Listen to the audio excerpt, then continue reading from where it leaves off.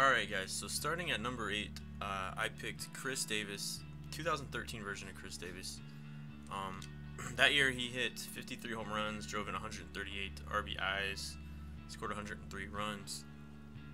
His splits were really lopsided though. He struggled against lefties, but against righties he was just phenomenal. Had a very low plate vision, struck out a lot, plate discipline solid, clutch was pretty good that year as well, and he played almost every game. His fielding is average at best, so I didn't touch that too much.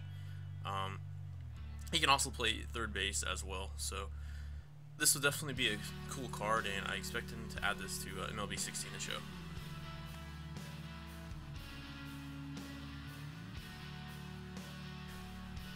Coming in at number 7, we have the 2006 version of David Ortiz. Now, again, I could have picked just a multitude different years for him. I went with 2006. 2007 was technically, if you're going by WAR, his best year, but I went for 2006 because he had his most home runs. 2007 he only had 35, so they could go with a lot of different years for David Ortiz, but I chose 2006. And the thing that's holding this guy back, or David Ortiz back, is definitely the defense. His defense is very bad. I mean, he can't play first base when necessary. He just doesn't do it very often, and his defensive metrics are terrible when he does. So that's really what's holding him back to a 92. If there was a DH position in MLB The Show, I'm sure he'd be maxed out. If you look at his hitting attributes, you know, he hits righties really well. 84 contact versus righties, at 77 contact versus lefties. His power is amazing. I mean, I believe his slugging was well over 600 against righties and lefties that year. He did strike out a little bit that year. His plate discipline was also very good that year, and his clutch maxed out. He hit really well, runners in scoring position, and he's a guy that's proven himself in the playoffs. So the fielding is really what's holding him back. If you guys look at that, it's just not very good. So I think this would be a cool card to add, but I mean, you're definitely going to be risking some of his defense over there. But I mean, if you guys could grab this card early on, or if they do have it, I think it'd be cool. I'm just kind of curious to see what year they'll add for David Ortiz. Let me know what you guys think could be the best year for David Ortiz, but I would definitely like to see him in MLB 16.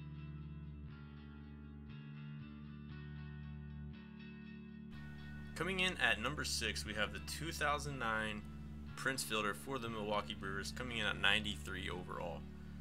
So I could have picked a few different years for Fielder. I could have picked 07, where he had 50 home runs, but I went ahead and chose 09. So for that year, he played every single game, so I maxed out his durability. I believe I did, yeah, 99. He had 46 home runs, 141 RBIs. The RBIs are kind of misleading because he didn't hit too well runners in scoring position. It's just the fact he hit so many home runs and that lineup was just stacked, and they always had players on base. So his clutch wasn't great. It was above average at best. His average was around 300. It was pretty balanced against righties and lefties. He actually hit lefties better than I thought. Same for power versus righties and lefties. He has good power against both.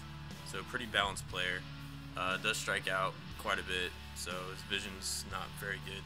His fielding's a little bit better than David Ortiz, and I think that's why he got the nod over David Ortiz. Personally, I think David Ortiz was a better hitter, but again, I'm just plugging in the attributes. I'm just plugging in the numbers and the individual attributes, and this is what they're spitting back to me. So at number 6, this is number 6. We have Prince Fielder coming at 93 overall, and I think it would be cool if we see him in MLB 16.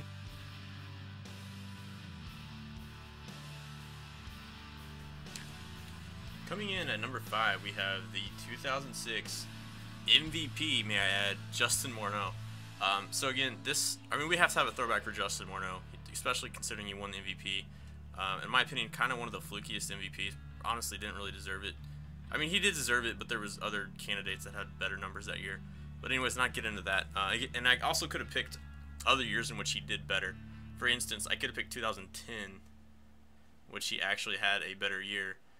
Actually, no, I take it back. 2010 he only played half the season, but there's other years I could have picked, is the point. So let's go ahead and talk about the 2006 version, your MVP, Justin Morneau. His contact that year, he hit 320, pretty balanced. He hit his contact versus lefties and righties is going to be about the same. He gave him a little bit of an edge versus contact versus righties, though. Power, again, he should be in the mid to low 80s. He had a slugging of 560 overall, and it was pretty balanced. I mean, this guy was just, I'm surprised he hit lefties so well. His vision, he struck out 14% of the time. not terrible, but not great. I mean, slightly above average, especially for a first baseman. Wasn't a very disciplined hitter. Didn't really draw many walks. Didn't see many pitches. He was pretty much up there hacking. He walked about 8% of the time. Overall, he did have a very good year hitting runners in scoring position and hitting in high leverage situations. So I gave him a nice clutch boost there. In durability, he played in 157 games that year, so I had to bump up the durability. Fielding, I looked up his fielding metrics for that year. He's not a good. He didn't have a good fielding season that year. He's really never been a great fielder. I think sometimes we overrate some of the first baseman's fielding, but if you actually break down the metrics and see how they do, you'll be kind of surprised. So I gave him just kind of above average fielding. I usually don't touch fielding too much unless they just overrate the fielding to begin with. So look for this card to be 94, 96. It depends how MLB The Show wants to rate his fielding. They might bump it up to 80s, so I don't know, but this is what I came up with. 94 overall, Justin Morneau, and we'll definitely see him in MLB 16 to shoot.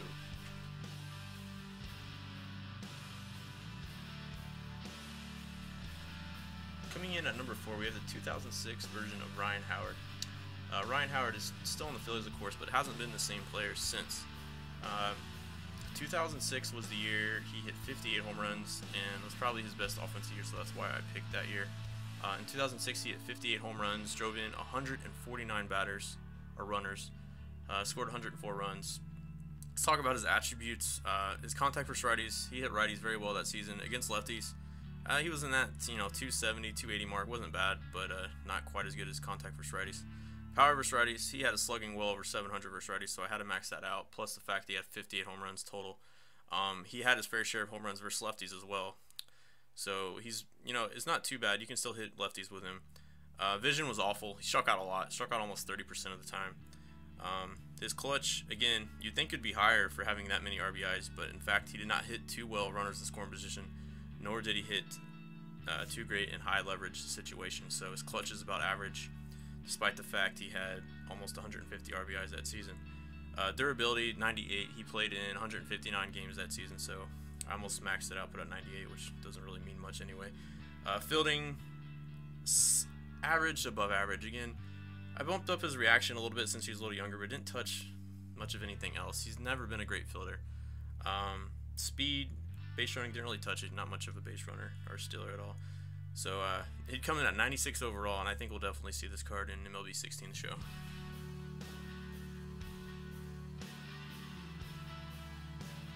Coming in at number 3, we have the 2008 version for Mark Teixeira. That year he played for the Rangers and then got traded to the Angels, so he's on 2 different teams. And he would come in at a 97 overall. So talk about his season a little bit that year. He had 33 home runs total, drove in 121 runs. Had a good walk rate, strikeout rate wasn't too bad. Strikeout rate wasn't too bad either. Talking about his attributes a little bit, he's pretty balanced. He tends to hit righties a little bit better, so he hits a little bit better from the left side. And of course, you guys should know he's a switch hitter. Only switch hitter on this list. So pretty balanced hitter. He had a little bit more slugging versus righties, so I bumped it up to 91. It was in that like 650 mark. Power versus lefties isn't bad either. You guys can look at the other attributes. Everything else, average to above average, not bad. His fielding is solid, so I bumped up his fielding a little bit. As you see, his fielding is better than players like David Ortiz, Prince Fielder, so that'll give him a little bit boost, and I think that's what helped him jump to a 97 overall. And guys, also keep in fact, he is a switch hitter, so players like this are just so valuable playing online because you never have to worry about taking them out, especially playing Diamond Dynasty. And I think we'll definitely see a Mark Teixeira in MLB 16 to shoot.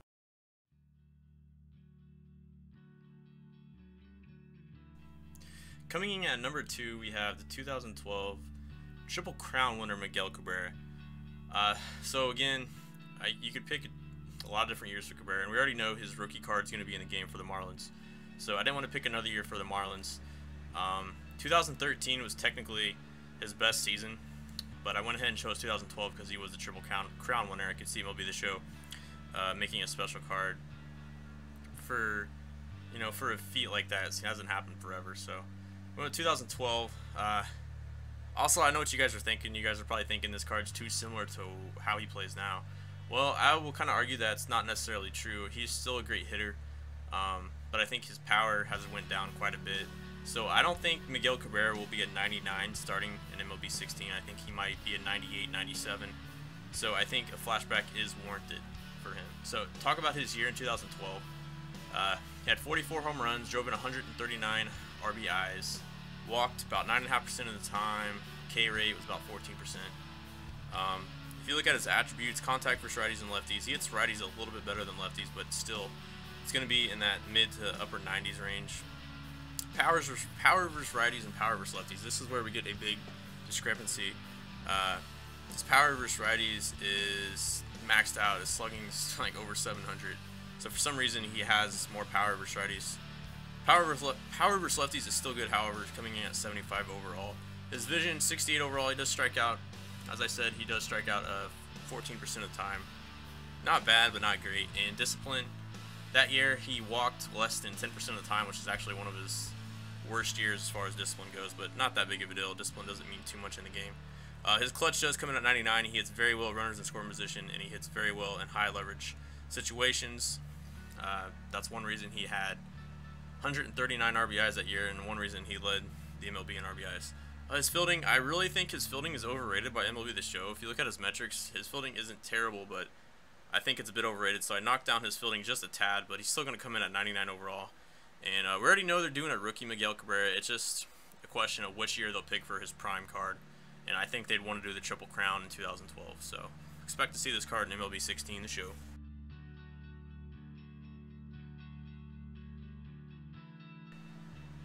Coming in at number 1, I have the 99 overall Albert Pujols. So I hope I don't get called being a fanboy for this, but I really don't think it's even close. In 2003, I picked the 2003 version. This was his highest WAR year, and it was, in my opinion, his best year as well. I mean, if you want to look at average, RBIs, home runs, WAR, whatever you look at, I don't think you can dispute the fact 2003 was his best year. We all know he has a rookie card as well. We just don't know which prime card they'll pick, but we'll know he'll be on the Cardinals because on the Angels he hasn't been the same player. So I mean, they could pick 2009, 2008, 2006. I mean, they could honestly pick about any year, but I feel like 2003 was his best year. So 2003 he actually played a lot of left field and he played first base, and that was when he started to transition to first base full time. So you could also argue the fact this could be a left field primary card and then first base secondary, but I feel like it just wouldn't be right if if you had Pujols as an outfielder, because I feel like his rookie card is going to have him at third base and outfield, and he'll be able to play both of those. So let me know what you guys think, what year I should have picked. I went with 2003. Talking about his stats for that year, he hit 43 home runs, 137 runs scored, 124 RBIs, walked 11.5% of the time, struck out less than 10% of the time. I mean, just everything about this guy was phenomenal. His base running is, if you look, I don't know if you guys look at metrics for base running, but his base running is actually really good that year, especially for a first baseman, and he's always been super aggressive on the base path. So I didn't bump up his speed too much, I just bumped it up a little bit, and I put up his base running aggression a tad. Not that it means anything in Diamond Dynasty, though. His fielding, again, I feel like they overrate fielding big time. He's always been a below average fielder despite his gold gloves. And you also have to keep in fact his defensive metrics were a little bit misleading that year because he played almost 2/3 of the year in left field. But when he moved to first base, he got a little bit better defensively. So this is kind of a tough card to grade defensively. But it don't matter how you plug in the numbers. He's going to be a 99 if you put him in left field or first base. His clutch, the guy hit like 380 with runners in scoring position that year. And he almost played every single game. So there really wasn't a downside to this guy's game. Maybe play discipline being the worst, but again, doesn't have that much of an impact. So tell me if you guys disagree with this number 1 overall pick. I mean, all I'm doing is looking at the numbers, plugging them in, and it's spitting out the overalls. I mean, that's all I'm doing. I'm trying to be as fair as possible. Before I end this video, I want to let you guys know we have some honorable mentions, and I'll start doing this for each of them. The biggest honorable mention is the 2010 Joey Votto. I could have easily put him in here, but I felt like his card was too similar to what it would be now. The only difference it'd be is he'd have a little bit more power, and his play this one would be a little bit less, but I feel like it'd still be about the same rating, so I didn't bother making a card for that. I could have, maybe I should have, I don't know. Let me know what you guys think. Also, we have players, I have 2 other players I could have added, but they didn't make it to the top 8, and that is 2007 James Loney. I think that'd be a cool flashback, and I think, he'd be a high silver or a low gold. I picked the 2007 version when he played for the Dodgers. You could also pick the 2013 or 12 version when he played for the Rays. And I also picked Alan Craig as a runner-up as well in 2012. So let me know what you guys think. If I missed anybody, I hope you guys enjoyed this video.